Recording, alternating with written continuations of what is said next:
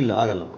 ಯಾಕಂದರೆ whatever intermittent fasting or this fixed hour meals consume ಮಾಡ್ತಾರೋ they get used to that. Suppose a 2 meal a day pattern is the commonest in these people.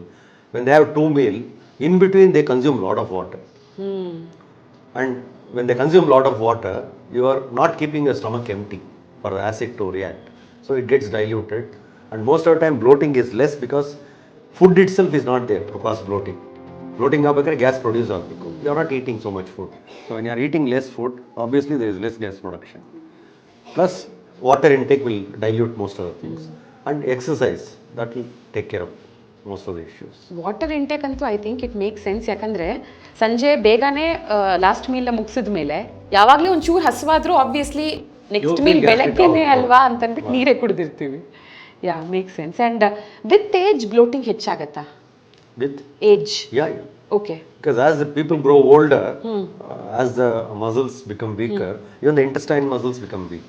Plus, ನಾನು ಹೇಳಿದಾಗೆ diabetes ಈ ಥರ medical problems ಇದ್ದವ್ರಿಗೆ the muscles movements become sluggish. Okay. ಈ ಥರ okay.